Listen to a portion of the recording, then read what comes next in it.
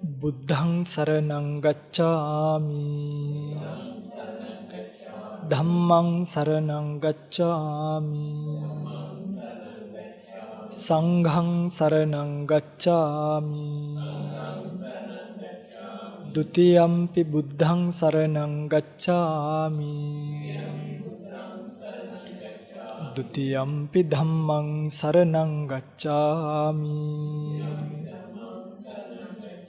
ဒုတိယံ පි සංඝං සරණං ගච්ඡාමි တတိယံ පි බුද්ධං සරණං ගච්ඡාමි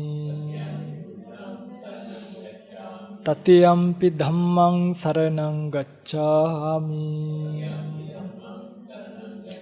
တတိယံ පි සංඝං සරණං ගච්ඡාමි สรณากมนัง සම්පුන්නං පානාති පාතා වේරමණී සික්ඛාපදං සමාදියාමි อดินนาดานาเวรมณีสิกขาปดังสมาธิยามิกาเมสุมิจฉาจาราเวรมณีสิกขาปดังสมาธิยามิ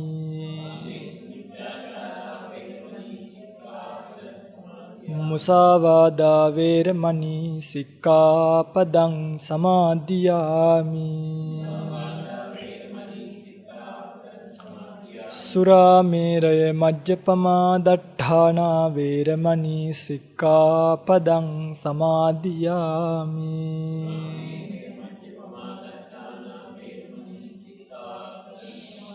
ติสรเนนสัดถิงปัญจศีลังธัมมังสาดุกังสุรกิตันกัตวาอัปปมาเดนสัมปาเดตับบังสมันตาจักรวาเลสุอัตรากัจจันตุเดวตาสัทธัมมังมุนิราจัสสะสุนันโตสักกมคขดังธัมมัสสวนกาโลอยังบดันตาธัมมัสสวนกาโลอยังบดันตาธัมมัสสวนกาโลอยังบดันตานะโมตัสสะภะคะวะโตอะระหะโตสัมมาสัมพุทธัสสะนะโมตัสสะภะคะวะโตอะระหะโตสัมมาสัมพุทธัสสะนะโมตัสสะภะคะวะโตอะระหะโตสัมมาสัมพุทธัสสะตัตตวุตตาภิธัมมัตตาจตุธาปรมัตถโตจิตตังเจตสิกังรูปังนิบบานมิติสัพพตาติ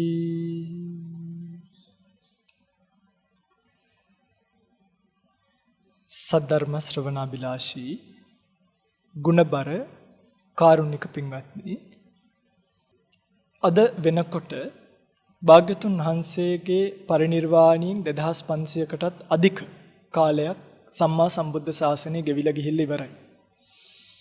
බුදුරජාණන් වහන්සේගේ ශාසනයේ ආයුෂ පිළිබඳව දේශනාවේ තියෙන කාරණා සලකා බලනකොට හදවතට එකඟවම කතා කරොත් මේ කාලයේ වෙන විට තාමත්ම සීලයේ දෙක තැනක තියෙනවා මේ ගෙවෙන්නේ සීල යුගය කියලා. ඒ කියන්නේ 2000න් පස්සේ එන්නේ සීල යුගය. අපි ගත්තොත් එහෙම දැන් භාගයක් ඒකිනුත් ගෙවිලා ගිහිල්ලා ඉවරයි. ඒක අපිට සමාජීය දිහා බැලුවාම දකින්න තියෙනවද නැද්ද? ඉතින් අද වෙනකොට උදේ හවස පාණාති පාතා වේරමණී කිව්වට සීල යුගයේනුත් භාගයකට වඩා මේ වෙනකොට ගෙවිලා ගිහිල්ලා ඉවරයි ඒ මතය අනුව. තවත් රහතන් වහන්සේලාගේ වශයෙන් ගත්තත් මේ කාලේ වෙනකොට සිව්පිලිසීම් ව්‍යාපත් අභිඥාලාභී රහතන් වහන්සේලාගේ බිහිවීමේ ප්‍රවණතාවය අඩු බව ඒ අට කතාවන් වල පැහැදිලිවම දක්වලා ලියවිලා තියෙනවා. පින්වත්නි එහෙම වෙන්නත් හේතුවක් තියෙනවා. ඒ තමයි මෙකල උපදින මිනිස්යන්ට තියෙන භෞතික සම්පත්වල වැඩිකම. සංකර ලෝකයක සූක්ෂම ධර්මතා අවබෝධ කරගන්න තියෙන අවස්ථාව ගිලිහිලා යනවා. ඒක තමයි ඇත්ත. ගෙදරක බඩු වැඩි වෙනකොට ඒ ගෙදර තියෙන නිදහස අඩු වෙනවද වැඩි වෙනවද? ගෙදර බඩු වැඩි වෙනකොට නිදහස අඩු වෙනවා. කාමර වැඩි වෙන තරමට කරන්න ඕනි වැඩ වැඩි. ඒ වැඩ වැඩි වීම නිසාම අර වෙනදා Tamanට ලැබිච්ච දැන් පින්වත්නි අපි ගම් පළාතකට ගිහිල්ලා බැලුවාම මේ ගම් පළාත්වල මිනිස්සු හරිම සරලයි. ගඩොල් ටික විතරක් හදාගෙන අඩුම ඒගොල්ලන්ට ඒක කපරාරු කරගන්න ඕනි කියනවත් හැඟීමක් නැති තරම්. ඕන්නම් කරගන්න බැරි කමක් එහෙම නෙමෙයි. මම ඊයේ පෙරේදත් එහෙම නිවසක් දැක්කහම මට කල්පනා වුණා දෙයනේ මේ මිනිස්සු කොයි තරම් සරලද. ඇයි පින්වත්නි? ඒ කට්ටිය Tamanට තෙමෙන්නේ නැති වෙන්න ගයක් හදාගත්ත එතනින් නවත්තගත්තා. එච්චරයි. ඒකයි මේ කොළඹ පැත්තට ඇවිල්ලා බැලුවාම මිනිස්සුන්ගේ ගෙවෙන ජීවිතය කල්පනා කරලා බැලුවාම හිතනවා ධර්ම අවබෝධය කරන්න තියා බණ ටිකක් අහන්නවත් වෙලාවක් ඉතුරුනොත් ඇති කියලා. දැනුත් බොහෝ පින්වතුන්ලා බණ අහන්නේ නැහැ. යන්තම් බණ යනකොට එනකොට හෙන් මෙහෙන් ඇහෙනවා. නේද? රේඩියෝ එකක් දාලා ටීවී එකක් දාලා පැයක් බණ අහගෙන ඉන්නවා කියන එක ඒකට පැයක් කැප කරගන්න වෙලාවක් නැහැ. එහෙම එකක් සමාජයේ දකින්න පුළුවන්කම ලැබෙනවා. මම මේ කියාගෙන ඉන්නේ ඒ වගේ කාලයක පින්වත්නි නිර්වාණ ඉලක්ක කරගෙන බණ කියන එකෙත් වෙහෙසක් තියෙනවා. නිර්වාණ ඉලක්ක කරගෙන බණ අහන එකෙත් වෙහෙසක් තියෙනවා. ඇයි? ඒ පරමාර්ථ ධර්මතා එකෙල්ලේම වැටෙන්නේ නැහැ පින්වත්නි. තේරෙනවද මං කියන එක? ඒ කියන්නේ අර සරල අර්ථකථනයන් නිර්වාණයට පවා දීගෙන බොහොම පුංචි විදිහට තමයි මේ ධර්මයේ සලකන්න බලන්නේ. හැබැයි මගේ පින්වත්නි බුදුරජාණන් වහන්සේගේ ධර්මයේ අකාලිකයි. ඒක භාග්‍යතුන් වහන්සේ ජීවමාන කාලයේ දේශනා කළේ යම්සේක්ද අදටත් එකසේ මේ විදිහට වළංගුයි. එහෙනම් අපිට සිද්ධ වෙනවා අමාරුවෙන් හරි කොයි කාලෙට යන්නද? නිර්වාණය අවබෝධ කරගන්නවා නම් මෙකල තියෙන මේ සරල වචන වලින් මෙකල තියෙන මිනිස්සුන්ට තේරෙන උපමා වලින් ඒ නලවන කතාව අහනවට වඩා පින්වත්නි අපිටත් සිද්ධ වෙනවාමයි භාග්‍යතුන් වහන්සේගේ කාලයේ දේශනා වෙච්ච ධර්මය අරගෙන ඒ ධර්මයට අනුරූපීව අපේ හිත සකස් කරගන්න. එහෙම දේශනා වෙච්ච බොහොම ලස්සන ධර්මතාවයක් තමයි අභිධර්මය කියලා කියන්නේ. පරමාර්ථ ධර්ම කියලාත් එක්තරා විදියකට හඳුන්වනවා. මේ අභිධර්මයේ නැත්තම් පරමාර්ථ ධර්ම වල තියෙන සුවිශේෂත්වය තමයි මනුස්සයාගේ ජීවිත ස්වභාවය පිළිබඳව එකෙල්ලේම කියලා දීලා තියෙනවා. උදාහරණයක් විදිහට දැන් ওই පිංගුතුල්ලා ඉන්නවනේ දැන් ත්‍රි හේතුක උප්පත්තියක් තියෙන කෙනෙක් ඉන්නත් පුළුවන්. තව මොනවද උත්පත්ති තියෙන්නේ? ද්වි හේතුක උප්පත්තිත් තියෙන්න පුළුවන්. තවත් උප්පත්තියක් තියෙනවා. ඒ මොකක්ද? සුගති අහේතුක. මොකද්ද? සුගති අහේතුක උප්පත්තියකුත් තියෙන්න පුළුවන්. මනුෂ්‍ය ලෝකේ උප්පත්ති තුනක් විද්‍යාමාන වෙනවා. ත්‍රි හේතුක, ද්වි හේතුක සහ සුගති අහේතුක කියන උප්පත්තිය. ඔන්න බලන්න. දැන් ওই පිංගුතුල කල්පනා කරලා බලන්න මම කවුද දන්නේ නැහැ. අඩුම ওই පිංගුතුල දන්නවද? ওই පිංගුතුල ත්‍රි හේතුකද? ද්වි හේතුකද? සුගති අහේතුකයක්වත්ද කියලා කියන්නේ. එකක් මතක තියාගන්න කෙනෙක්ට ධර්මාවබෝධය කරනවා නම් කරන්න පුළුවන්. ත්‍රි හේතුක ප්‍රතිසන්දියකින් යුක්ත වුණා නම් විතරයි. යම් කිසි කෙනෙක් ද්වි හේතුක උප්පත්තියක් ලැබලා ඉන්නවා නම් එයාට කොච්චර වෑයම් කළත් මේ ජීවිතේ මොකක් අවබෝධ වෙන්නේ නැද්ද? ධර්මය අවබෝධ වෙන්නේ නැත. එතකොට සුගති අහේතුකය ගැන කවර කතාවක්ද නේ? දැන් ওই පිංගුතුල දන්නවා. දැන් ওই පිංගුතුල මේ ජීවිතේ කුසල් කරනවා. දැන් මේ ධර්ම දානමේ පිංකමක් නේ. දැන් මේක ওই පිංගුතුල කරගන්නේ ත්‍රි හේතුකවද? ද්වි හේතුකවද? නැත්නම් සුගති අහේතුක උප්පත්තියක් ලබන්නද? ওই පිංගුතුල නිකන් හිතලා බලන්න. මම මේ කරගන්න පිංකම, ওই පිංගුතුල මේ කරගන්න පිංකම ත්‍රි හේතුක විදිහට කරගත්තේ නැත්නම් ওই පිංගුතුලට ඊළඟ ජීවිතේ මේකෙන් උප්පත්තිය ලැබුවොත්, කියන්නේ ප්‍රතිසන්දි විපාක කියනකොට ඒක ත්‍රි හේතුක වෙන්නේ නැත. ඒක වෙන්නේ මොකක්ද? ඒක ද්වි හේතුක උප්පත්තියක් තමයි වෙන්නේ.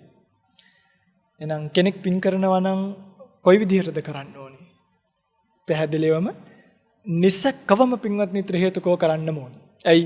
ත්‍රි හේතුක උප්පත්තියකට විතරයි ධර්මාවබෝධය කරන්න පුළුවන්කම ලැබෙන්නේ. දැන් ওই පින්වත්තුලට මේ තාම වචන තුනයි කිව්වේ. ත්‍රි හේතුක, ද්වි හේතුක, සුගති අහේතුක කියලා විතරයි. ඒකට තාම මේ බණ පටන් ගත්තේවත් නැහැ. දැන් මම කල්පනා කරන්න දෙයියනේ කොහොමද මේක තේරුම් ගන්නෙ? නේද? මේ බලන්න පින්වත්නි අන්න අභිධර්මයේ දැනගැනීමේ වටිනාකම. හරිද? උදාහරණයක් කියන්න. කුසල සිත් 8ක් තියෙනවා. සෝමනස්ස සහගත ඥාන සම්පයුක්ත අසංකාරික සිත, සෝමනස්ස සහගත ඥාන සම්පයුක්ත සසංකාරික හිත. ඒ දෙකයි. ඊළඟට සෝමනස්ස සහගත ඥාන විප්පයුක්ත අසංකාරික හිත, සෝමනස්ස සහගත ඥාන විප්පයුක්ත සසංකාරික හිත. කීයද? 4යි. ඥාන සම්ප්‍රයුක්ත 2යි, ඥාන විප්‍රයුක්ත 2යි. වේදනා වශයෙන් සෝමනස්ස සහගතයි, අසංකාරික සසංකාරික කියන ભેදයෙන් යුක්තයි. ඕකම පින්වත්නි තව 4ක් ඕකට එකතු වෙනවා. සෝමනස්ස වේදනාව අයින් වෙලා එතනට එනවා උපේක්ෂා වේදනාව. ඊළඟට උපේක්ෂා සහගත ඥාන සම්පයුක්ත අසංකාරික හිත, උපේක්ඛා සහගත ඥාන සම්පයුක්ත සසංකාරික හිත. උපේක්ඛා සහගත ඥාන විප්පයුක්ත අසංකාරික සසංකාරික හිත. අමාරුයිද? මේ තමයි කාමාවචර ලෝකයේ යම් කෙනෙක් කාමාවචර කුසලයක් කරනවා නම් කරන්න පුළුවන් සිත් 8. බලමු චුට්ටක් හිතලා මේ මොනවද කියලා. සෝමනස්ස සහගත. සෝමනස්ස සහගතයි කියන්නේ සතුටින් යුක්ත වෙන්න ඕනේ. කියන්නේ ඒ වේදනාව දැන් ওই පිංගුතුල්ලට දැන් හිතන්නකෝ දැන් ওই පිංගුතුල්ල අද දවසේ ධර්ම දේශනාවට ධම්මවිජය ස්වාමීන් වහන්සේ ඕනේ කියලා වඩම්ම ගත්තා. හදීසියවත් මම මීට පැයකට දෙකකට විතර කලින් කෝල් එකක් දීලා කියනවා මට එන්න විදියක් නැහැ. මම වෙන ස්වාමීන් වහන්සේ නමක් එවන්නම් කියලා. දැන් සෝමනස්ස සහගතද මොකද්ද වෙන්නේ? දැන් එහෙම නැහනේ. අර කියන්නේ ඒ සතුට කියන එක පින්වත්නි යෙදෙන්න ඕනේ.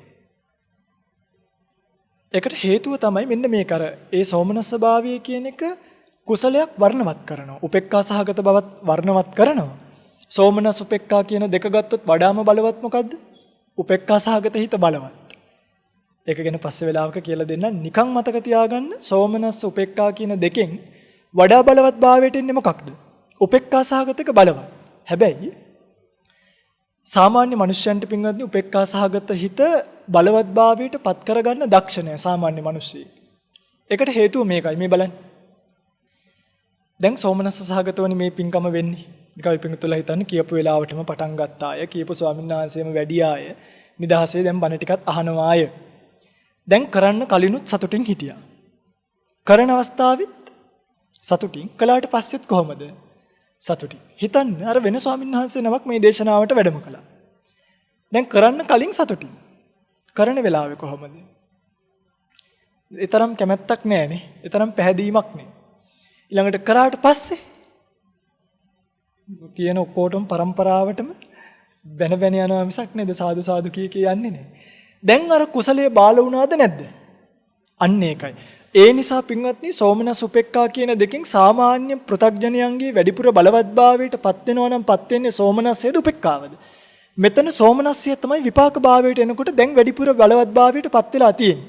හැබැයි කෙනෙක්ට උපේක්ඛා සහගත සිතින් ඔය තුන් අවස්ථාවත් සතුටු සිතින් දානයක් දීලා පින්කමක් කරලා සතුටු වෙන්න පුළුවන් නම් වඩා බලවත් භාවයට පත් වෙන උපේක්ඛා සහගත හිත. කන් අහගෙන ඉන්න. හොඳයි. සෝමනස්ස වේදනාව කියන එක තේරුණා. ඥාන සම්ප්‍රයුක්ත. ඥාන සම්ප්‍රයුක්ත කියලා කියන්නේ චෛතසික ධර්ම තියෙනවනේ. ප්‍රඥා කියන චෛතසිකයේ යෙදීම. කර්මඵල විශ්වාසය තියෙන්න ඕනේ.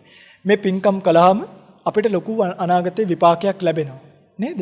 මේවා ditta ධම්ම වේදනීයම විපාක භාවයට එන්න පුළුවන්. මේ ධර්මය අපිට හරි ප්‍රයෝජනවත්. මෙවැනි පින්කමක් කිරීම කර්ම විපාක භාවයෙන් මහත්ඵලයි. අන්නේ කර්මඵල විශ්වාසය කියන එක යෙදුනහම එතනට ප්‍රඥා කියන චෛතසිකය. නැත්නම් අපි එකට කියනවා අමෝහය කියලා. අමෝහය කියන එක යෙදුනා වෙනවා. තේරුණාද මම මේ කියන එක? අසංකාරික සසංකාරික කියන ભેදේ තරම්ම ලොකු ભેදයක් නෙමෙයි. නමුත් අසංකාරික කියලා කියන්නේ පින්වත්නි කාගේවත් මෙහෙයවීමකින් තොරව තමන් විසින්ම. දැන් ওই පින්වත්තුලා හිතන්නේ මේ බණ කියවන්න තමන්ටම නම් හිතුනේ. ඒක අසංකාරිකයි.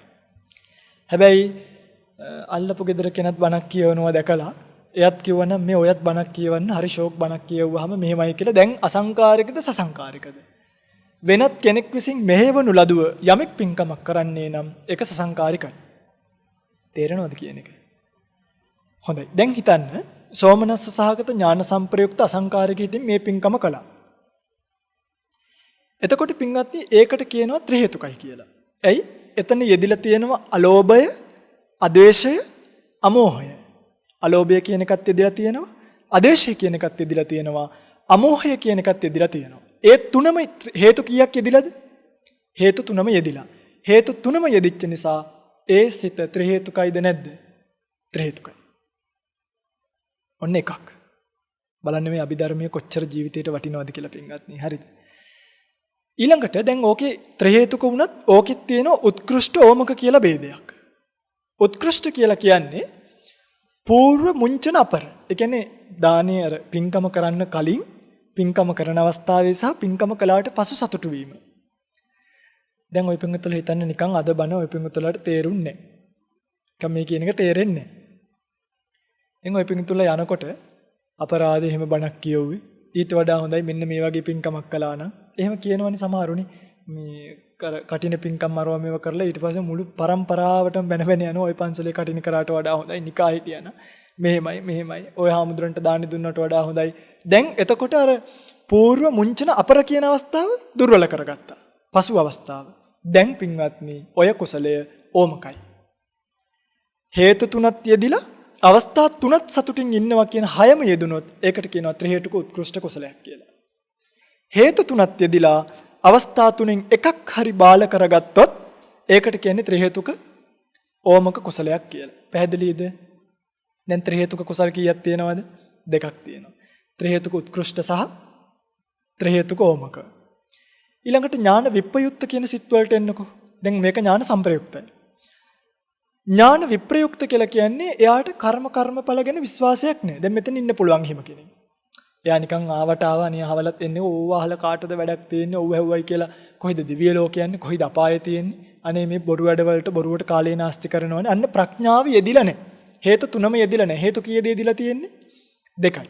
අලෝභය, ආදේශය කියන එක කුසල් සිතක් නිසා යෙදෙනවා. හැබැයි අමෝහය නැත්තම් ප්‍රඥාව කියන එක යෙදිලා නැහැ. දැන් ත්‍රි හේතුකයිද ද්වි හේතුකයිද? ද්වි හේතුකයි. පිටින් ද්වි හේතුක එකත් උත්කෘෂ්ඨ සහ ඕමක කියන අර අවස්ථා තුنين වැඩි වෙලා දෙකට බෙදෙනවා.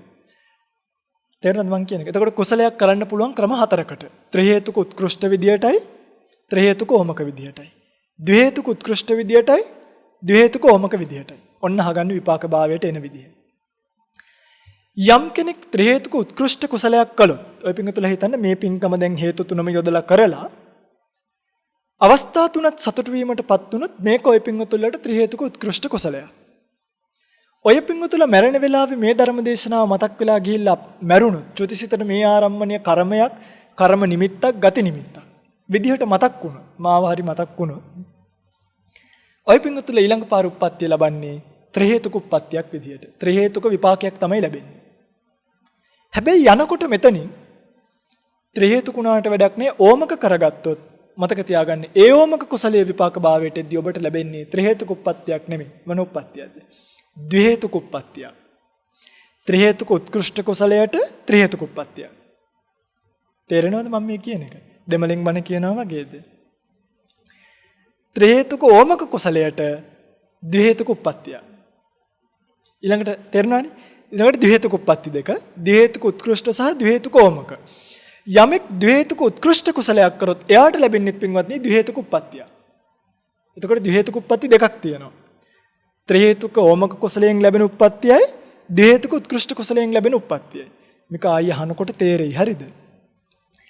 අවසානික තමයි ද්වි හේතුක ඕමක කුසලය. යමෙක් ද්වි හේතුක ඕමක කුසලයක් කරොත් එයාට ලැබෙන්නේ සුගති අහේතුක උප්පත්තියක්. ඒ කියන්නේ ජාත්‍යන්ද උප්පත්තියම අන්දයි. උපදිනකොටම අන්දයි ඉන්නේ. දැන් එයාලා ඉපදිලා තියෙන කුසලයකින්ද අකුසලයකින්ද? අකුසලයකින් උප්පත්තිය ලබන්නේ මේ මනුස්ස ජීවිතේ කවුරුත්. හරිද? අපි එහෙම කෙනෙක් දැකලා අපෝ පෙර අකුසලයකට ඉපදිලා තියෙන්නේ නැහැ. කෙනෙක් මනුස්ස ලෝකයේ S2 අතපය කට කන නැතුව හරි උපදිනවා නම් ඒක කුසලයක විපාකයක්මද නැද්ද? කුසලයක විපාකයක්. හැබැයි එයා මෙහෙම ජාත්‍යන්තයක් වෙන්න බලපාපු හේතුව මොකද්ද? එයා කරගත්තු කුසලය ද්වි හේතුක ඕමක කුසලයක්. මතක තියාගන්න. පැහැදිලිද මම මේ කියන එක? දැන් ඔය පින්තුල දැකලා තියෙනවද එහෙම ජාත්‍යන්තයෝ ඉන්නවා. ඒ කියන්නේ ජාත්‍යන්ත භාවයට එන්නේ පින්වත්නි මෙහෙමනේ. දැන් ඔන්න කෙනෙක් මනුස්ස අම්මගේ මව් කුසට එනවා. මව් කුසට එන්නේ කොහමද? පඨමං කලලං හෝති කලලා හෝති අබ්බුදා අබ්බුතා ජායති පේසි අහලා තියෙනව නේද? කලල රූපය තමයි පළවෙනියටම ඇති වෙන්නේ. ඒ කියන්නේ අමවගේ පියාගේ සන්නිපාතයෙන් ගන්ධබ්බයක් නැත්නම් උපදින්න සුදුසු සත්වෙක් ඒකට බැසගත්තට පස්සේ ඒකට කියනවා කලල රූපය කියලා. එපෙන්නේ අම්මගේ බඩේ දරුවා පිළිසිඳ ගද්දිම යාට චක්කු ප්‍රසාද ආදී තැන් උපදින්නේ නැහැ. පිළිසිඳ අරගෙන මාස කීයකින්ද මේ ඒවා ඇති වෙන්නේ? දැන් ඔය පින්තුල විද්‍යාව දියුණු ලෝකයේ කොහොමද දන්නවත් ඇතිනේ. නේද? අහගන්න හොඳට. මව් කුසට ඇවිල්ලා සත්තාහ සත්. ඒ කියන්නේ ඒකට කියනවා මාසකමාරකින් විතර පස්සේ. මාසකමාරකින් විතර පස්සේ තමයි චක්කු ප්‍රසාදය, සෝත ප්‍රසාදය, ගාන ප්‍රසාදය ආදී දේවල් ඇති වෙන්නේ. යම් කෙනෙකුට ඔය අවස්ථාවේ මාසකමාරකින් පස්සේ සෝත ප්‍රසාදය, ගාන ප්‍රසාදය ආවේ නැත්තම් එයාට අප උප්පත්තිය ලැබුවට පස්සේ ඇස් 100ක් හයි කරත් මොකක් ලබා දෙන්න බැරිද? පෙනීම ලබා දෙන්න බෑ. ඇයි? කර්මයේ විපාකය එයාට ඒ ප්‍රසාදය පිහිටවලා නැහැ. අන්න ඒ නිසා එයා උප්පත්තියෙන් අන්ධයි. ඒ වගේ අය අපිට ලේසියෙන් හොයාගන්න පුළුවන් නේ. මෙන්න මේ අය තමයි එහෙම අය. අන්ධ, ගොළු, බිහිරි, ගොත, උමතු, පණ්ඩක, නපුංසක කියන මෙන්න මේ උප්පත්තියෙන් ලැබෙන්නේ ඔන්න ඔය වගේ අයට. හැබැයි මෙහෙම එකක් තියෙනවා. සමහරුන්ගේ පින්වත්නි මව් කුසේදී ඔය චක්කු ප්‍රසාදිය පහළ වෙනවා. බලන්න මේ බුදුරජාණන් වහන්සේගේ විශේෂ පද්ධතිය කොච්චර ගැඹුරුද කියලා පින්වත්නි. හරිද? සමහරුන්ගේ පහළ වෙලා මාස 7ක් විතර ගියාට පස්සේ පණුව කනවා. නැත්තම් ඍතු විපර්යාසයකින් චක්කු ප්‍රසාදයට හානියක් වෙන්න පුළුවන්. එතකොටත් එයා උපදිනකොට උප්පත්තියෙම අන්ධයිද නැද්ද? උප්පත්තියෙම දැන් එයාට ලැබිලා තියෙන සුගතිය හේතුක උප්පත්තියක්ද? නෑ. මොකද සුගතිය හේතුකයි නම් එයාට චක්කු ප්‍රසාදිය කර්මයෙන්ම පහළ වෙන්නේ නැත. බොහෝ විට මෙයාට ද්වේතුක ඕමක කුසලයක් තමයි විපාක භාවය. ද්වේතුක උත්කෘෂ්ඨ කුසලයක් තමයි විපාක භාවයට පත් වෙලා තියෙන්නේ. ඕමක නම් හේතුකයි. පැහැදිලිද මේ කියන එක? දැන් බලන්න අඩුම අභිධර්මයේ දන්නේ නැතුව පිනක්පත් කරගන්න පුළුවන්ද කියලා. නිකන් ඔය පිටුතල හිතලා බලන්න. මේ අභිධර්මයේ දන්නේ නැතුව කෙනෙක්ට පිනක්පත් කරන්න පුළුවන්ද? බෑ. හරිද පින්වත්? එනිසා මතක තියාගන්න මේ පරමාර්ථ ධර්ම බුද්ධ කාලීන ධර්ම දැන් ගොඩ අය කියන එක තමයි ආම්දුරනේ කාලීන බණක් කියන්නේ. මේ කාලීන බණ තමයි. මේ කාලීන නෙමෙයි මොන කාලීන? බුද්ධ කාලීන බණ. මේ කාලීන බණ කියන්න ඕනේ නැහැ අපි. බුදුරජාණන් වහන්සේගේ දේශනාව මේක අමාරුයි නේද? ටිකක් ඔළුවට යනවා වේගය මදි නේද ධාරණය වෙන ප්‍රමාණය. ඒ තමයි හුරු නැතිකම. එන්නේ සපින්ගත්නි මතක තියාගන්න මම මේ කියාගෙන ආවේ අභිධර්මයේ වටිනාකම සොළු තැනකින් මේ පෙන්වුවේ. අභිධර්මයේ දන්නේ නැත්නම් පරමාර්ථ ධර්ම දන්නේ නැත්නම් අඩුම කෙනෙකුට පින්කමක්වත් කරගන්න බෑ. දැන් ওই පින්වතුන්ලා පරිස්සම්. දැන් ওই පින්වතුන්ලා දන්නවා මේක ත්‍රි හේතුකයි. මේක තව මොකක්ද ඊළඟට කරගන්න ඕනේ. උත්කෘෂ්ඨ කරගන්න එක කරගන්න ඕනේ. දැන් යනකොට කාට හරි බයින්න ඕනි වුණත් මොකක් වෙන්නේද? බයින්නේ නෑනේ. ඇයි? මොකද දන්නවා විපාකේ ලැබෙන්නේ කාටද? අන්න ඒකනේ කිව්වේ කරන කලට පව් මිහිරිය මේසේ විඳින කලට දුක් දැඩි වෙයි ගිනිසි. ඔය කතාව Tamanට ගලපා ගත්තාම Taman එක වචනයක්වත් කාටවත් කියන්න පෙරලන්නේ නැහැ.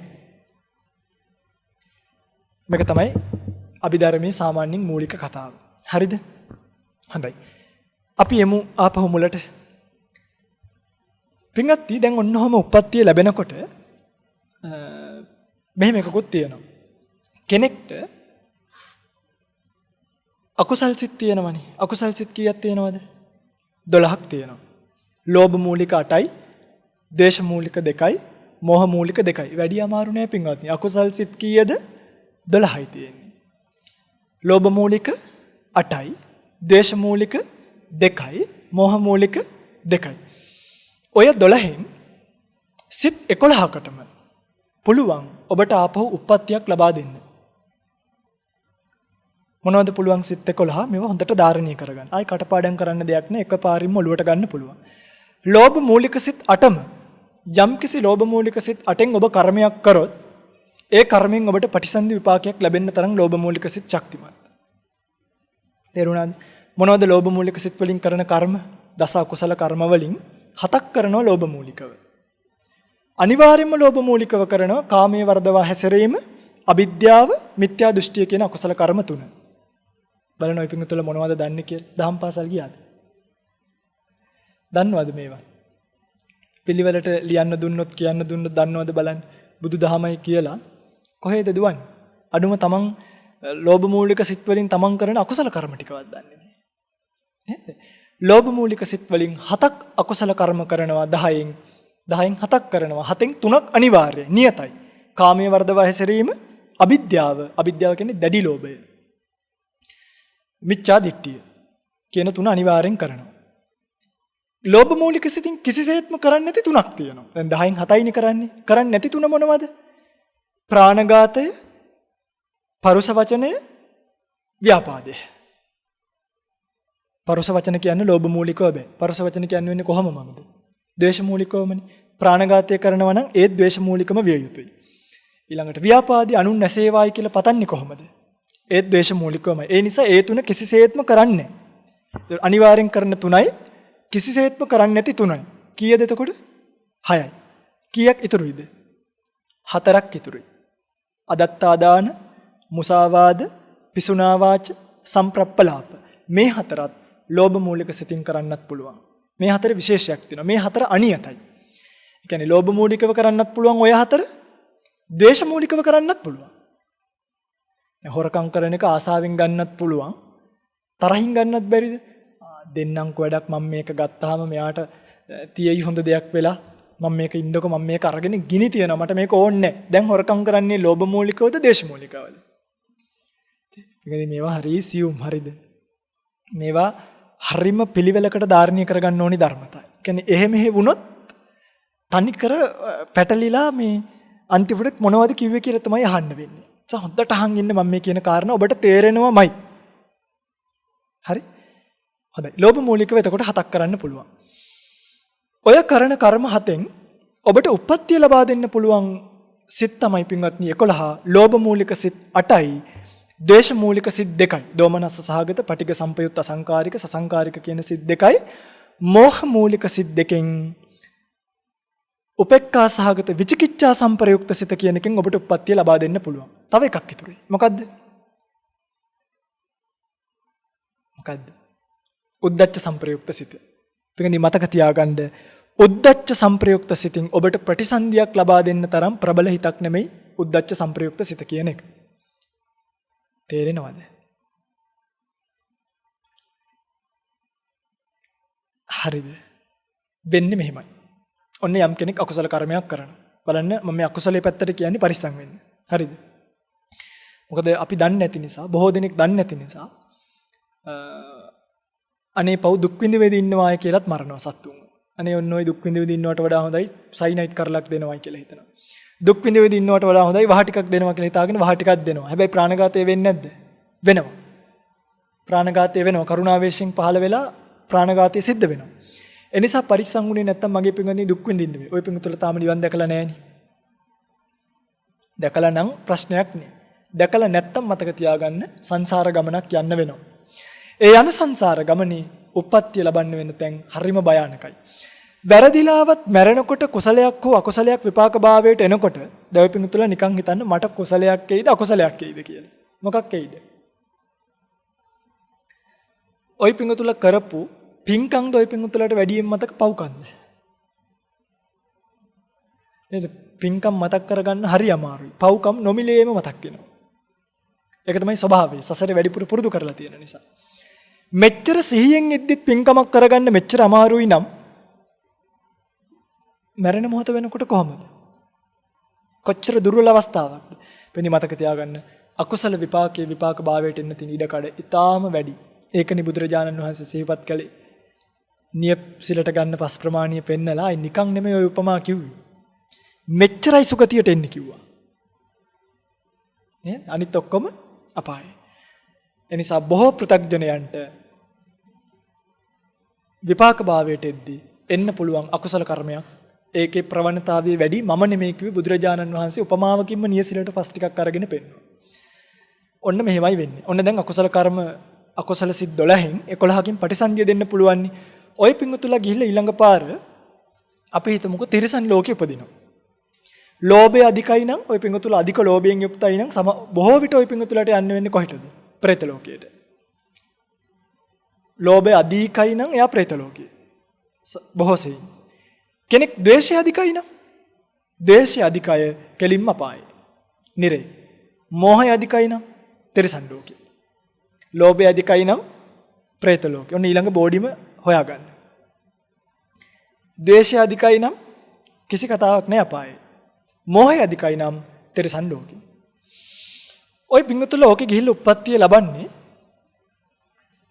ඔබට උප්පත්තිය ලැබෙනකොට ලැබෙනවා එක සිතක්. ඒ සිතේ නම තමයි අකුසල විපාක උපේක්ඛා සහගත සම්තීරණ සිත. මොකද්ද? උපේක්ඛා සහගත සම්තීරණ හිත. ඒකත් අකුසල විපාක. අහේතුක අකුසල විපාකයක්. ඉතින් ඕකෙන් උප්පත්තිය ලැබනකොට මෙන්න මෙහෙම වෙනසක් වෙනවා. ඔය පිටුතුල අහලා තියෙනවද? අණ්ඩජ, ජලාබුජ, සංසේදජ, ඕපපාතික කියලා සත්ත්ව කොට්ටාස 4ක් ඉන්නවා. අහලා තියෙනවනේ. අණ්ඩජ කියන්නේ කාටද? බිත්තරවල උප්පත්තිය ලබන්නේ. ඒ කියන්නේ සර්පයෝ, කුරුල්ලෝ, මාළු ඒගොල්ලෝ අණ්ඩජයි. බිජුවට බිත්තර වලින් උප්පත්තිය ලබන අය. ජලාබුජ කියන්නේ ජලවදෑරුම් කලලය. ඒ කියන්නේ පින්වත්නි එක්තරා විදියකට අපිට කියන්න පුළුවන් මාතෘ ගර්භය මේ අපි කියන්නේ ඒකට ගබ්බසෙයියක කියලානේ. වැදෑමස. එතකොට අපි ඉපදුනේ කොහොමද? ඒකෙන් තමයි අපි ඉපදුනේ. ඒ කියන්නේ අපි මොන සත්වයෝද? අණ්ඩජද, ජලාබුජද, ඕපපාතිකද? ඕපපාතික නෑ නේද කවුරුත්? එහෙම ඕපපාතිකවත් පහළ වෙන්න පුළුවන් හරිද?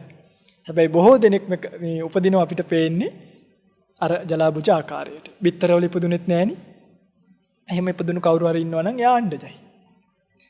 නැත්තම් ජලාබුජයි. සංසේදජ කියලා කියන්නේ අපවිත්‍ර ජලයේ වගේ. කියන්නේ පිටින් දැන් මල කුණු වල, කුණු කසල වල දැකන්නද පණු උපදිනවා.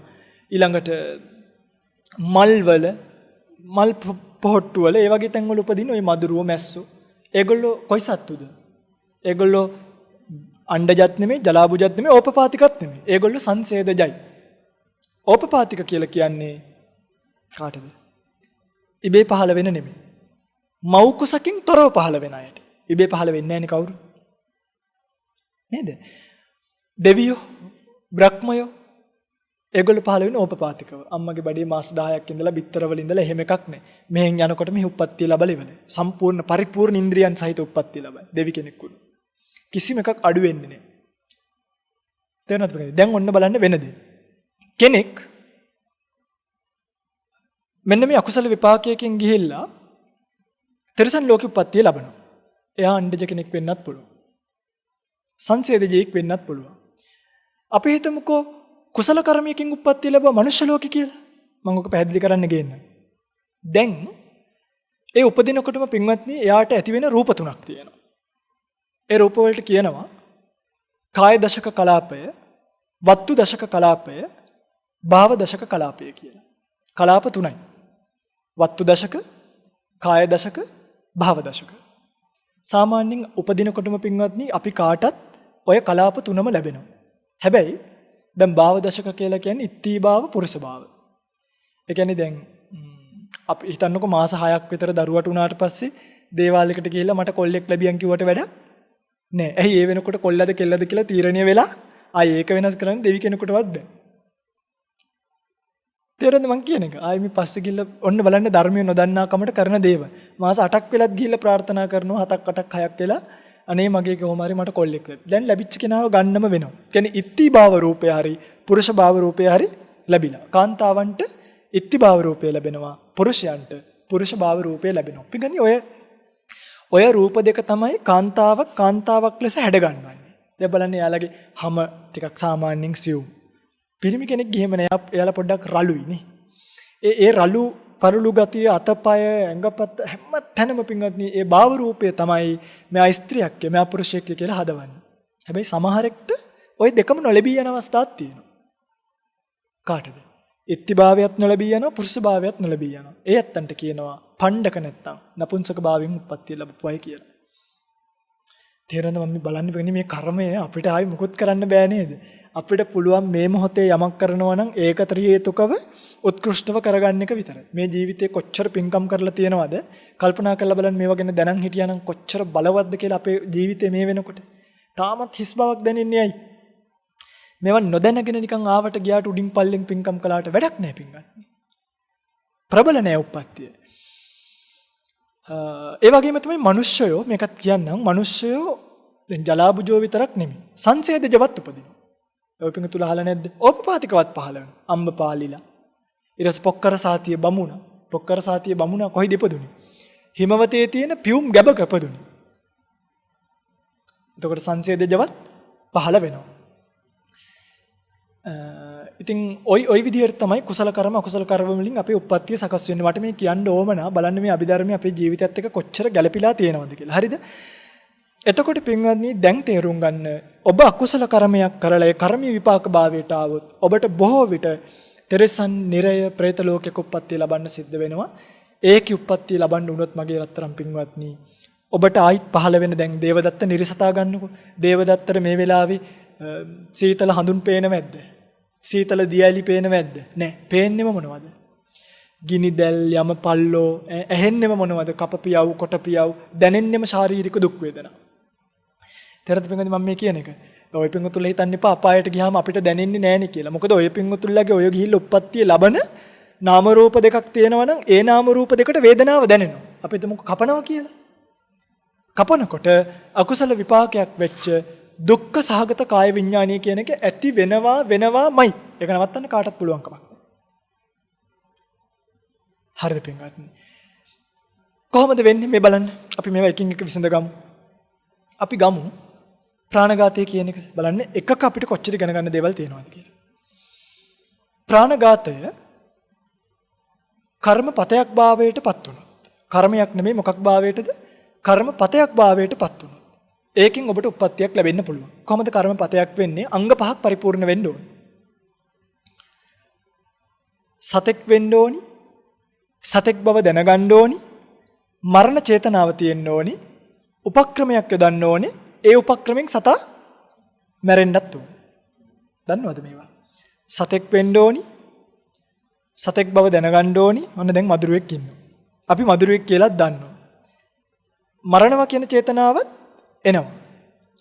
උපක්‍රමයකුත් යොදනවා. අත උස්සලා අතින් ගහනවද නැත්නම් පොතෙන් ගහනවද? මොකකින් හරි ගහලා සතත් මැරුණොත් අංග පහම පූර්ණ වුණොත් ඒක කර්මපතයක් ගන්නට ඇවිල්ලා ඊළඟ පාර උප්පත්තියක් ලබා දෙන්න තරම් බලවත් භාවයට පත් වෙනවා. තේරුණාද මම මේ කියන්නේ? හැබැයි මේක මෙහෙකුත් තියෙනවා. මේ වගේ හරි සියුම් දැන් ඔය උපක්‍රමය කියලා තියෙනවනේ. දැන් උපක්‍රම එක එක විදිහට කරන්න පුළුවන්. උපක්‍රම කීපයක් තියෙනවා. සාහත්තික, ආනත්තික, නිස්සග්ගිය, තාවර, විජ්ජාමය, ඉද්දිමය කියලා. ඒ කියන්නේ කෙනෙක් තමන්ගේ මතින් මරන්නත් පුළුවන්. ඒකෙක උපක්‍රමයක්. දැන් මදුරුව මරන්න ඔය පිංගුතුල්ලා කාටත් මං මේ අර මිනි මරණ කට්ටිය කුලියට ගන්න නෑනේ. කවුද මරන්නේ? ඔය පිංගුතුල්ලම මරනවා. සමහරක් වෙලාවට ඔය පිංගුතුල්ලා නම් මරන්නේ නැතුව ඇති. මම කියන්නේ මර නැත්තන්ට. ඒවට කියනවා සාහත්තික ප්‍රයෝග. කියන්නේ තමන් විසින්ම ඒක කරනවා. කෙනෙක්ට ආනත්තික ප්‍රයෝගය කියන්නේ දැන් අපි මරන්නේ. අපි දඩයක්කාරයෙක්ට කියනවා නැත්තම් මාළු අල්ලන කෙනෙක්ට කියනවා ගිහිල්ලා මාළු ටිකක් මරන් එන්න. දැන් එයා මැරුවද අන දුන්නද? බෙරෙන්න පුළුවන් අන දුන්නා කියලා බෑ. මෙහෙන් අන දීලා එයා ගිහිල්ලා අදාළ කෙනාව ඒ විදිහටම මැරුවොත් එයා මරනකොට මරණ කෙනාටත් ප්‍රාණඝාතය වෙනවා, කියපු කෙනාටත් ප්‍රාණඝාතය වෙනවා. ඔය හැබැයි ආනත්තික ප්‍රයෝගය කියන එකේ මෙහෙකුත් තියෙනවා. බලන්න මේවා දැනගන්න එකේ වටිනාකම. හරි? වස්තු කාල අවකාශ කියලා එකක් තියෙනවා. දැන් වස්තු කියලා කියන්නේ ඔන්න අපි හිතනවා දල දෙකක් තියෙන අලියෙක් ඉන්නවා. අපිට දැන් මේ දල දෙක තියෙන අලියව තමයි ඇතාව. දල දෙකක් තියෙන ඇතෙක් ඉන්නවා. දල දෙක තියෙන ඇතාව තමයි මරන්න ඕනේ. අපි කියනවා අන්න අර දල දෙක තියෙන ඇතාව මරන්න කියලා. වස්තුව දැන් අපි මරන්න කියපු වස්තුව දල කීයක් තියෙන කෙනාද? දල දෙකක්. මරණ කෙනා ගිහිල්ලා එයාට මාරු වෙලා එක දලයක් තියෙන කෙනෙක්ව මරාගෙන එනවා. දැන් මොකද වෙන්නේ? කියපු කෙනාට ප්‍රාණඝාතය වෙන්නේ නැහැ. ඇයි? එයා කිව්වේ කාව මරන්නද? දල දෙකක් තියෙන කෙනා මරන්න. වස්තුව වෙනස් වුණොත්, ඒ කියන්නේ ඒව මරන්න කිව්වොත් ඒව මරන්නේ නැතුව බීව මැරුවා කියුවාම මරණ කෙනාට ප්‍රාණඝාතය වෙනවා. මොකද එයා මැරුවනේ. හැබැයි කියපු කෙනාට ප්‍රාණඝාතය වෙන්නේ නැහැ. එහෙනම් එහෙම බේරෙන්න පුළුවන් නේ.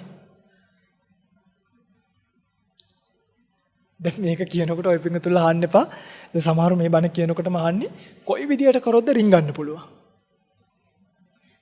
මේ රින්ගන්න පුළුවන් හොරකම කියලා දෙනව නෙමෙයි. මේව මෙහෙමත් කොහොමවත් රින්ගන්න බෑ මේකෙන්. මේකෙන් අහු වෙනවමයි. ඊළඟට කාලය ගන්නකො. රෑ මරන්න කියනවා. මරපු කෙනා ගිල උදේ මරනවා. මොකෝ වෙන්නේ? ප්‍රාණඝාතය වෙන්නේ නැහැ කියපු කෙනාට. කියන්නේ මම කියනවා ඔන්න සෝමපාල කියලා කෙනෙක් ඉන්නවා. මං සෝමපාලට කියනවා සෝමපාල අහවලාව ගිහිල්ලා රෑ මරන්න. රෑ මැද. හැබැයි රෑ නැත්තම් මරන්න එපා. සෝමපාල ගිහලා එයාව දවල් වෙලාවේ මරලා දානවා. අනේ මොකටද ඔය රෑ වෙලා යන්නේ සර්පයොත් කනවා. දවල් වෙලාවේ මරලා දානවා. මට ඕක ගාණක් නැහැ කියලා. සෝමපාලට ප්‍රාණඝාතය වෙනවා. මට ප්‍රාණඝාතය වෙන්නේ නැත. මං කියපු වෙලාවෙ නෙමෙයි මැරුවේ. ඊළඟට අවකාශය. ඒ කියන්නේ දැන් අර ඇතාවම ගන්නකො. අපි කියන ඔය ඇතා අන්න අර නුග ගහ යටට ආවහම මරන්න. තැන. මෙයා නුග ගහ යටට එනකන් ඉන්නේ ඈතදිම දැකලා වෙඩි තියලා දානවා. දැන් මම කියපු තැනදී නෙමෙයි මැරුවේ. එතකොටත් මට ප්‍රාණඝාතය වෙන්නේ නෑ. මරපු කෙනාට ප්‍රාණඝාතය වෙනවා. තේරුණාද මම මේ කියන එක? බලන්න කොච්චර සියුම්ද කියලානේ. හිතනවා නම් කොච්චරක් හිතන්න දේවල් තියෙනවද? ඊළඟට තියෙනවා මෙන්න මෙහෙම එකකුත්. දැන් ඔන්න අපි කියනවා තුවක්කුවක් දීලා තුවක්කුවෙන් වෙඩි තියලා මරන්න කියලා. හරිද? ඒ කියන්නේ ක්‍රියාව. ඒක කරන ක්‍රියාපටිපාටිය. වෙඩි තියලා මරන්න කිව්වහම මෙයා කල්පනා කරනවා අපරාධි උණ්ඩයක් වේදම් කරන්නේ පොල්ලකින් ගහලා මරනවා කියලා. දැන් මම කිව්වේ කොහොම මරන්න කියලාද? වෙඩි තියන්න කියලායි කිව්වේ. හැබැයි මෙයා පොල්ලකින් ගහලා මැරුවේ මට ප්‍රාණඝාතය වෙන්නේ අරයට ප්‍රාණඝාතය වෙනවා. බලන්න පින්වත්නි නේ. කොච්චර මේක අපිට ඉගෙන ගන්න දේවල් තියෙනවද කියලා. වත්තු කාල අවකාශ ඊළඟට ආයුධයත් එමය පිහියෙන් ඇනලා මරන්න කිව්වහම මේ වෙන ක්‍රමයකට මරුවේ. ඒ කියන්නේ එයා පිහියෙන් අනින්න නැතුව තුවක්කුවකින් වෙඩි තියනවා. දැන් අරකෙදි වෙන්නේ තුවක්කුවෙන් වෙඩි තියන්න කිව්වහම වෙඩි තියන්නේ නැතුව තුවක්කුව මිටෙන් ගහලා මරනවා. එතකොට වෙන්නේත් නෑ. මේකෙදි මම කියන ආයුධෙන් නෙමෙයි මරන්නේ. මම කියන්නේ පොළු වලින් ගහන්න එපා අතින්ම මරන්න කියනවා. හැබැයි මෙයා ගිහිල්ලා පොල්ලකින් ගහලා මරනවා. මට වෙන්නේ නෑ. මරපු කෙනාට වෙනවා. ඕක තමයි ආනත්තික ප්‍රයෝගයේ දත යුතු කරුණ. ඊළඟට ඔන්න දැන් සාහත්තික දන්නවා ආනත්තික දන්නවා. දැන් රින්ගන්න පුළුවන් කොහින්ද කියලා එහෙම හොයනවා නෙමෙයි. මේ කියන කාරණාවයි තේරුම් ගන්න ඕනේ. හරි? ඊළඟට තාවර ප්‍රයෝගය කියලා එකක් තියෙනවා. තාවර ප්‍රයෝගය කියලා කියන්නේ මේ බොරු වලවල් එහෙම කපන්නේ. ඒ කියන්නේ දැන් නිස්සග්ගී ප්‍රයෝගයට එන්නකො නිස්සග්ගී ප්‍රයෝගය කියලා කියන්නේ පින්වත්නි අතින් පයින් ගහන්න නැතුව කඩු පොල්ලු තුවක්කු වගේ භාවිතා කරලා මං විසින්ම මැරුවා. සාහත්තික කියන්නේ තමන්ගේ අතින්ම, නිස්සග්ගිය කියන්නේ අතින් නැතුව දුන්නකින් විදලා මරනවා. ඒත් මම අතින් මැරුවේ නෑනේ සාහත්තික නෑනේ කියලා බේරෙන්න බෑ නිස්සග්ගියකින් අහුවෙනවා. තාවර කියලා කියන්නේ ඔය මුකුත් කරන්නේ බොරු වලක් කපලා එනවා. හරිද? ස්ථාවර, ඒ කියන්නේ ස්ථාවර ප්‍රයෝගයක බොරු වලක් කපලා එනවා. ඒ බොරු වලට වැටිලා මැරෙන්න කියලා. ඒත් ප්‍රාණඝාතය වෙනවද නැද්ද? වෙනවා. හැබැයි මෙහෙම එකක් තියෙනවා. ඔන්න සෝමපාල කියලා කෙනෙක් ඉන්නවා. සෝමපාලව ගමු. හරි? දැන් මේක අහන සෝමපාලලා හිතන්න එපා. මේ මගේ නම කිව්වයි කියලා නඩු දාන්න එන්න එපා. හරි? මේ උපමාව. මම සෝමපාලත් එක්ක තරහයි. මට ඕනි සෝමපාලව මරන්න. හැබැයි මම බොරු වලක් කපලා එනවා සෝමපාලව මරන්න කියලා. ඔය වලට සෝමපාල වැටෙන්නේ නැතුව ඇවිල්ලා වෙන කවුරු හරි අප්පුහාමි කියලා කෙනෙක් වැටෙනවා. දැන් මම වල කැපුවේ කාව මරන්නද? එතකොට අප්පුහාමිව මරපු එකේ ප්‍රාණඝාතය මට එන්නේ නැත. මුව මරන්න නම් වල කැපුවේ ඒකට කොටි වලස්සු වැටිලා මැරුණා කියලා මට ප්‍රාණඝාතය වෙන්නේ. හැබැයි මං ඔය වල කැපුවේ වැටෙන එකෙක් වැටිලා මැරෙද්දෙන්කෝ කියලා නම් මතක තියාගන්න ඕකට වැටිලා කූඹියෙක් මැරුණත් ඔබට ප්‍රාණඝාතය වෙනවා. බලන්න කොච්චර සියුම්ද නේ. දැන් අපි හතරක් ඉගෙන ගත්තා. සාහත්තික, ආනත්තික, නිස්සග්ගිය, තාවර. ඊළඟට ඉද්ධිමය ප්‍රයෝග. ඉද්ධිමය ප්‍රයෝග කියන්නේ පිටින් විවිධ 이르දි තියෙනවා මිනිස්සුන්ව ලොක් කරන. හරිද? මේ කියන්නේ 이르දි ප්‍රාතිහාර්යයක් පාලා මිනිස්සුන් මරන්නත් පුළුවන් දේවල් තියෙනවනේ. එන්නේ 이르දිමය ප්‍රයෝගයක් පාවිච්චි කරලා මැලුවොත් එතනදී ඒ ඉද්ධිමය කියන ප්‍රයෝගයට අහු වෙනවා. විඥාමය ප්‍රයෝගය කියලා කියන්නේ ඔය මන්තර ගුරුකම් වලින් මැරුවොත්. මන්තර ගුරුකම් කරලා වතුර දීලා එහෙම මැරුවොත් එතනදී මගේ පින්වත්නි අනිවාර්යෙන්ම විඥාමය ප්‍රයෝගය කියන එකට අහු වෙනවා. ඔන්න ප්‍රාණඝාතය වෙන විදිය. දැන් තේරෙනවද? තවත් මේක තියෙන ප්‍රභේද. දැන් ප්‍රාණඝාතය කියන්නේ කායද්්වාරයෙන් වෙන එකක්ද, මනෝද්්වාරයෙන් වෙන එකක්ද, වාග්ද්වාරයෙන් වෙන එකක්ද? සාමාන්‍යයෙන් ප්‍රාණඝාතය වෙන්නේ කායද්්වාරයෙන්. හැබැයි අර ආනත්තික ප්‍රයෝගය කියලා එකක් තියෙනවනේ. කියන අනකරවල මැරුවොත් එහෙම. එතකොට මොකද වෙන්නේ? එතකොට ප්‍රාණඝාතය වෙන්නේ කායද්්වාරයෙන් නෙමෙයි. වාග්ද්වාරයෙන්. වචනයෙන් මේ අකුසලයේ කරගත්තේ. හැබැයි මොකෙන් කරත් කර්මයේ කිසිම අඩුවක් නැතුව ලැබෙනවා. පොඩි නෑ ලැබෙන්න ගියාම එක අඟනක් එක එළු දෙනක හිස සිඳා. එක පාර එළුවගේ බෙල්ල කැපුවේ. ඇඟේ තියෙන ලොම් ගාන්ට මැරෙන්න උනා. එක වෙලාවක් පොඩි දරුවෙක් මං කලින් කියලා තියෙනවා මේක මැස්සෙක් කුල තිබ්බ වෙහෙලුවට. රහත් වෙන ආත්මය දක්වාම රහත් වෙද්දිත් උල උඩයි රහත් වෙන්න ඕනේ. ඒ තමයි කර්මයේ විපාක. ඒ නිසයි මේ වගේ බේරෙන්න පරිස්සම් වෙන්න කියන කාරණාව කියන්නේ. තව එකක් ගන්න මෙහෙම එකක් තියෙනවා. විශේෂයෙන්ම පින්ගන්නේ ওই පින්වතුන්ලාට ගොඩාක් ගැටලු වෙන තැනක් තමයි මේ අම්මා තාත්තා මැරීම. ආනන්තරීය දැන් ආත්මඝාතනීය තමන් සිය දිවි නසා ගත්තොත් එතකොට ප්‍රාණඝාතයක් වෙන්නේ. හරිද? ප්‍රාණඝාත මේ කියන්නේ ප්‍රාණඝාත තමන්ව මේ මරා ගන්න කියලා නෙමෙයි. ධර්මතාවය තමයි තමන්ගෙන් පිටයි ප්‍රාණී සංඥා වෙන්න ඕනේ. සත්වෙක් කියලා දැනගන්න ඕනේ තමන්ව නෙමෙයි පිට කෙනෙක්ව. තමන්ව ඝාතනය කරගත්තොත් එයාට ප්‍රාණඝාත කුසල කර්මයක් වෙන්නේ නැත. නේද පින්ගන්නේ? ඊළඟට එන්න අපි තව ඔකේ තියෙන ගැඹුරු එකක් මෙන්න මෙහෙම එකක්. මෙන්න මෙහෙම එකක් තියෙනවා. උද්දිස්ස අනුදිස්ස කියලා කියනවා. ඒ කියන්නේ දැන් ඔන්න කෙනෙක් එනවා. මට දැන් මරන්නම හිත. මම ගිහිල්ලා පොල්ලක් කරන් ඔලුවට ගහනවා හයියෙන්. මෙයා වැටෙනවා. හැබැයි මැරෙන්නේ නැහැ. දැන් ප්‍රාණඝාතී වුණාද? එයි මරණ චේතනාව තිබ්බා, උපක්‍රමයක් කළා, සත්‍යයත් හිටියා, සත්වයටත් ගැහුවා මොකක් උනේ නැද්ද? මැරුන්නේ නැහනේ. ප්‍රාණඝාතය වෙන්නේ. ඔන්න දැන් වැටෙනවා. වැටුණට පස්සේ අපිට දුක හිතෙනවා. අනේ ඉතින් කොච්චර වුණත් ඔන්නේ මරන්න ඕනේ. හැබැයි තව එකක් ගහලම යනවා. දැන් මරණ චේතනාව අයින් වුණා. දෙවනි පාර ගහනකොට එයා මැරෙනවා. මොකක් වෙනවද? ප්‍රාණඝාතය වෙනවද නැද්ද? මොකද හිතෙන්නේ? ප්‍රාණඝාතය වෙන්නේ නැහැ පින්වත්. ඇයි මරන්න නෙමෙයිනේ දෙවනි පාර ගැහුවේ? හැබැයි මතක තියාගන්න දෙවෙනි පාර ගහලා මැරෙන කෙනාට මැරෙන්න පළවෙනි පාර ගහපු ෂොට් එකත් බලපෑවා නම් එතනදි ප්‍රාණඝාතය වෙනවා. සියුම්නේ. ඒක බලපාන්නේ නැතුව දැන් පළවෙනි එක ඔලුවට වැදිලා දෙවෙනි එක පපුවට ගැහුවා. හැබැයි දෙවෙනි එක ගැහුවේ මැරෙන්න නෙමෙයි. අර පළවෙනි ෂොට් එකේ බලපෑමක් නැතුව නම් මැරුණේ. එතන ප්‍රාණඝාතය වෙන්නේ නැත. ඒ තමයි ධර්මතාවය. තව තියෙනවා මේක දැනගන්න. විශේෂයෙන්ම මව්පියන් මැරීම සම්බන්ධව ගොඩක් අය දන්නේ නැහැ, පටලෝගෙන දන්න තරමක් බොරු කී ඉන්නවා. මතක තියාගන්න මෙන්න මේක. අනිවාර්යෙන්ම අම්මත් මනුස්ස ජාතිය වෙන්න ඕනි.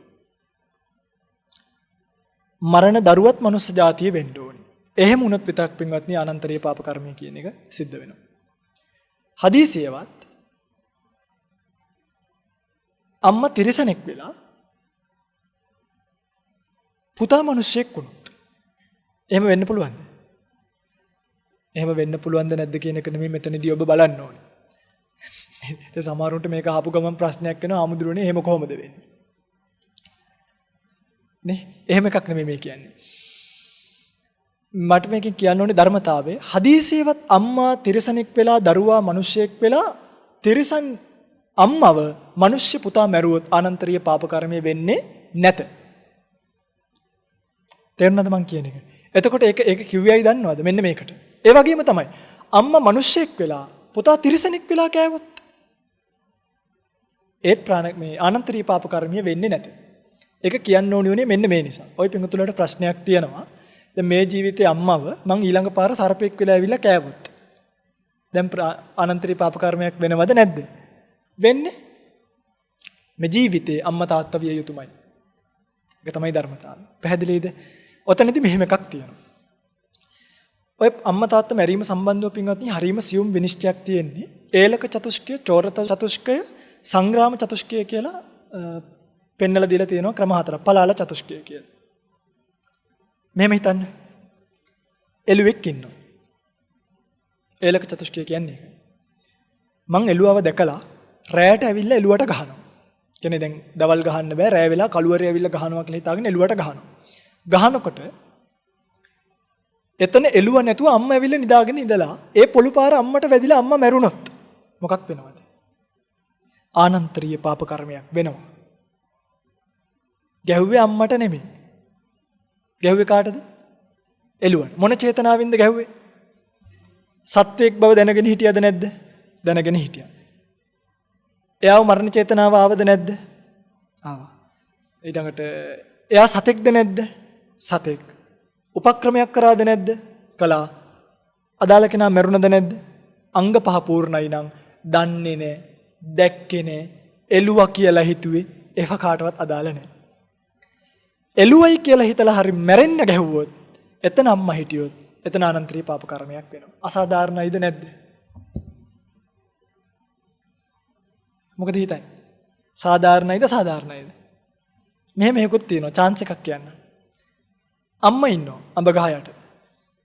එන්නකො මං අද රැයට අම්මව මරන්නම් කියලා හිතාගෙන රෑ ගිහිල්ලා අම්මට පොල්ලකින් ගහනවා. ගහනකොට අම්මා නැතුව ගෙදර ඉන්න බල්ලා ඇවිල්ලා එතන ඉඳගෙන ඉන්නවා. දැන් පොළු පාර වදින්නේ කාටද?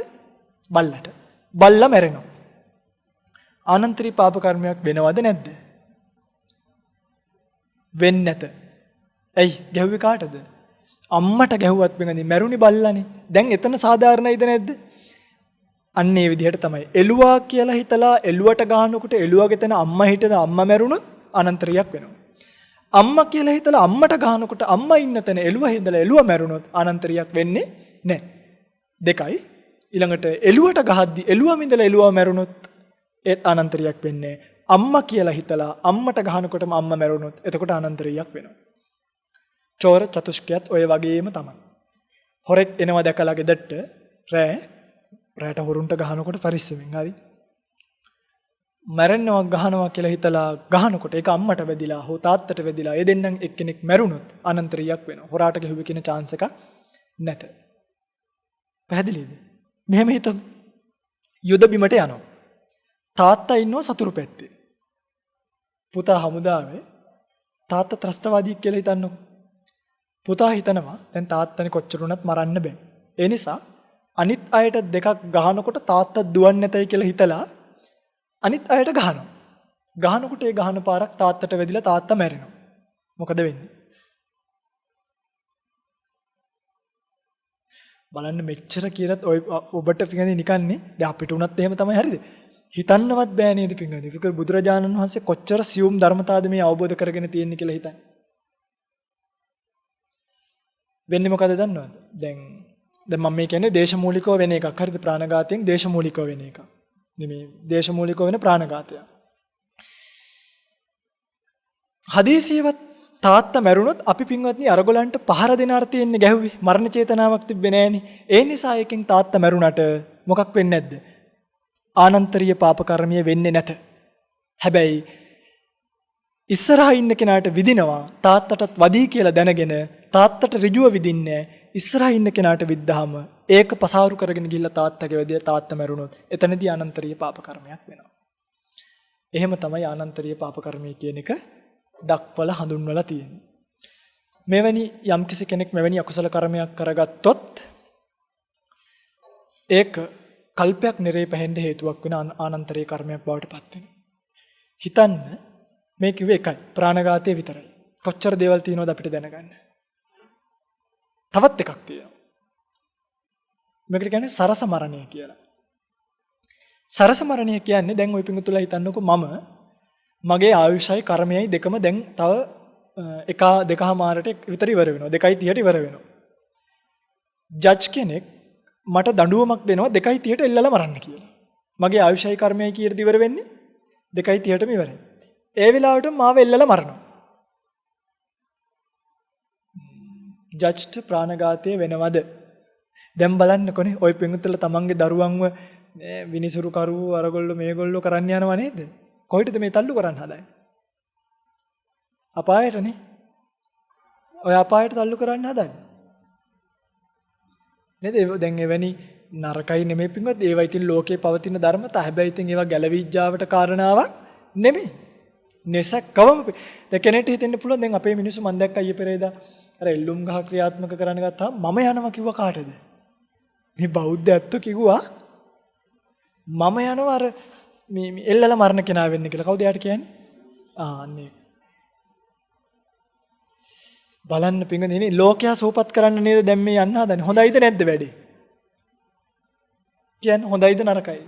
ඒක යහපත් චේතනාවකින්ද කරන්නේ නැද්ද? පිංගුනි මතක තියාගන්න. ඔතන ද්වේෂය අල්පයි, මෝහය බලවත්. ඒක පේන්නේ යහපතක් කරන වෙලෙසින් පේන්නේ එකයි, මෝහය අධිකයි, ද්වේෂය අල්පයි. සයිව ගැලවිජ්ජාවට කාරණා නෙමෙයි. සරස මරණ කියන එකට එන්නකො. එහෙම එල්ලලා මැරුවොත් එහෙම පින්වත්නි ඒ විනිසුරු කරුට ප්‍රාණඝාතය වෙන්නේ නැහැ. ඇයි? එයා කියන්නේ තේන උපක්කමේන. එයා මරපු විදිහට නෙමෙයි මම මැරුණේ මගේම ආයුෂ කර්ම ඉවර වෙනවා. අන්න එතකොට මගේ පින්වත්නි ඒ විනිසුරුට ඒ අකුසල කර්මයේ සිද්ධභාවයටපත් වෙන්නේ නැහැ. ඉතින් මම මේ ටික කිව්වේ වෙන මොහොකටවත් නෙමෙයි. එක්තරා විදියකට මේ ධර්මදේශනාව අහන දැන් ඔබට වගේම රූපවාහිනියෙන් අහන අයටත් මේක ටිකක් උඩු යටිකුරු වෙන එකක්. කලින් අහලා හරි ඉගෙනගෙන හරි පතක කියවලා තියෙනවා නම් මේක යම් තරමකට හරි තේරෙනවා නැතුව නෙමෙයි. නැත්තම් දැන් කියපු කිසිම දෙයක් මතක නැහැ. අණ්ඩජ ජලාබුජ සංසේදජ උපපාතික මතකද මේක කිව්වා කියලාවත්. අඩුම කිව්වා කියලාවත් මතකයි නම් හා. මම මේක කිව්වේ වෙන මොහොකටවත් නෙමෙයි. මේ අභිධර්මයේ කියන පරමාර්ථ ධර්ම ඉගෙන ගන්න නැතුව අඩුම අපිට ප්‍රාණඝාතයෙන්වත් ගැලවෙන්න පුළුවන් කමක් නැහැ. ඔය එකයි. අඩුම ප්‍රාණඝාතයෙන්වත් ගැලවෙන්න පුළුවන් කමක් නැහැ. සසරින් ගැලවෙන එක ගැන කවර කතාවදනේ. දැන් සෝවාන් වෙනවා. සෝවාන් වෙනකොට නිරුද්ධ වෙන සිත් මොනවද? දන්නවද ඔය පිටුතුල? දැන් සෝවාන් වෙන්න යන්නේ හරි. දන්නවද සෝවාන් වෙනකොට නිරුද්ධ වෙන සිත් මොනවද කියලා? සිත් පහක් නිරුද්ධ වෙනවා. සසරේ නැවත නූපදින විදිහට. මොනවද? අකුසල සිත් වලින් සෝමනස්ස සහගත දිට්ඨිගත සංප්‍රයුක්ත සිත් හතරයි. සෝමනස්ස සහගත දිට්ඨිගත සංප්‍රයුක්ත එකයි අසංකාරිකයි සසංකාරිකයි උපේක්ඛා සහගත දෙකයි. හතරයි මෝහ මූලික විචිකිච්ඡා සහගත චෛත කියන්නේ සිතයි. ඒ පහම නිරුද්ධ වෙනවා සසරේන ආපහු සැරයක් ඒව උපදින්නෙම නැහැ. සක්කාය දිට්ඨිය විචිකිච්ඡාව කියන දෙක ප්‍රහීන වෙනවා කිව්වේ ඒකනේ. අනාගාමී වෙනකොට නිරුද්ධ වෙන්නේ සිත් දෙකයි. ද්වේෂ මූලික සිත් දෙක විතරයි. රහත් භාවයටපත් වෙනකොට තමයි ඥාන විප්‍රයුක්ත සිත් හතරයි උද්දච්ච සංප්‍රයුක්ත සිතයි නිරුද්ධ භාවයටපත් වෙන්නේ. ඔය පින්වතුන්ලාට දැන්වත් තේරෙනවද? අමාරුවෙන් හරි මේ පරමාර්ථ ධර්ම ටික ඉගෙන ගත්තේ නැත්නම් යන්තම් හරි අහගෙන අර්ථ තේරුම් ගත්තේ නැත්නම් නිවන් තියා මෙලෝ දෙයක් දන්නේ නැහැ. ඉතින් එහෙම හිතෙන්නේ නැද්ද මම මේ කියනකොට? දැන් ඔය එක. කාමයේ වර්ධව හැසිරීම බලන්න. මම එකක් කියන්නේ. ඔය පිටුතුලා දන්නවද? කාමයේ වර්ධව හැසිරෙනකොට මේ බයිනව නෙමෙයි. කාමයේ වර්ධව හැසිරෙනකොට කාමයේ වර්ධව හැසිරීමට පාත්‍ර වෙන කාන්තාව 20 දෙනෙක් ඉන්නවා. දන්නවද? මාතු රක්කිතා, පිතු රක්කිතා, මාතු පිතු රක්කිතා, භගිනි රක්කිතා, භාතු රක්කිතා, ගොත්ත රක්කිතා 20 දෙනෙක් ඉන්නවා. ඔය 20 දෙනාගෙන් එක්කෙනෙක් එක්කහර අනාචාරයේ හැසිරුණොත් කාම මිත්‍යාචාර කුසලයට භාජනය වෙනවා. තව ස්ත්‍රීන් 8 දෙනෙක් ඉන්නවා. ඒ කියන්නේ මේවා කියලා රින්ගන්නේ නිපින්වත්නි බලන්නේ. මාතු රක්කිතා, පිතු රක්කිතා කියන ඔන්න ඔය 8 දෙනෙක් ඉන්නවා. ඒ 8 දෙනා පුරුෂයෙක් එක්ක කාම මිත්‍යාචාරයේ යෙදුණයි කියලා එතනදී කාන්තාවට කාම මිත්‍යාචාරය වෙන්නේ නැහැ. ඇයි කියලා මගෙන් අහන්න එපා. ඒක ධර්මතාවයක්. ඒකට හේතුව දක්වලා තියෙනවා ස්ත්‍රියගේ පොට්ටබ්බාරම්මණයට අධිපති කවුරුත් නැතයි කියලා. මේවා තේරුම් ගන්නකම් මගේ පින්වත්නි, ඔය පින්වතුන්ලාට කිසිම දාක මේ සසරෙන් ගැලවිලා යන්න පුළුවන් කමක් නැහැ. ඔය පින්වතුන්ලාට මම තව එකක් කියන්නම්. ව්‍යාපාද චිත්තය.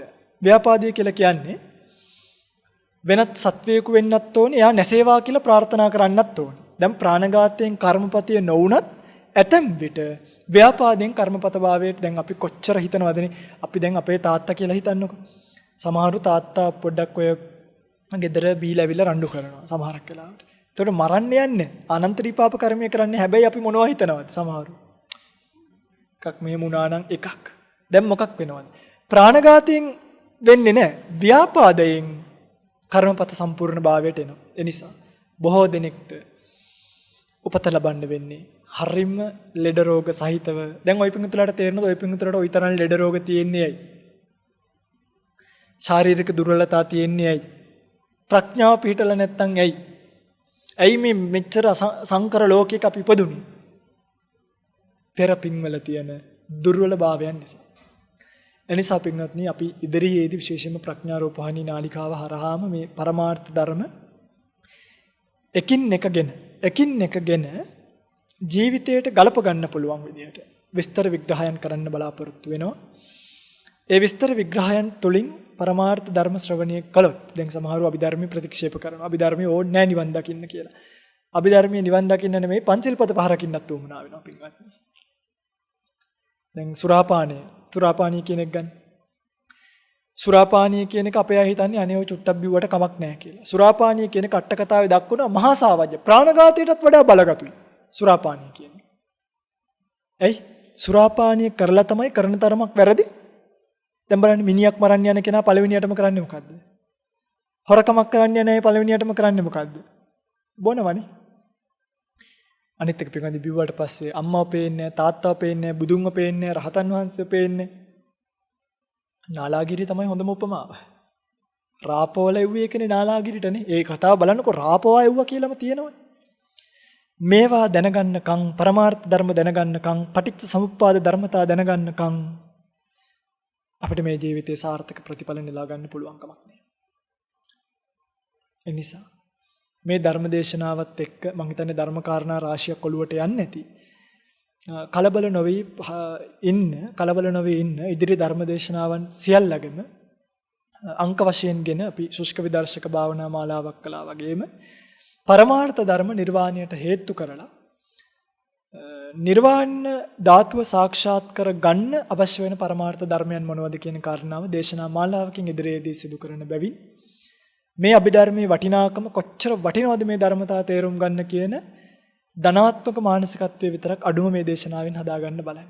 ඒ ධනාත්මක මානසිකත්වයෙන් ඔබට සංසාර ජීවිතයේ ශ්‍රද්ධා, වීරිය, සති, සමාධි, ප්‍රඥා ආදී ඉන්ද්‍රිය ධර්මයන් වැඩි ප්‍රාර්ථනීය බෝධියකින් උතුම් නිර්වාණය සාක්ෂාත් කර ගැනීම පිණිස පවතින සුඛ පාරමිතාවක් බවට පත් වේවා කියලා කවුරුත් සාදු කියලා ප්‍රාර්ථනා. ද්වේෂක්ඛයෝ නිබ්බානං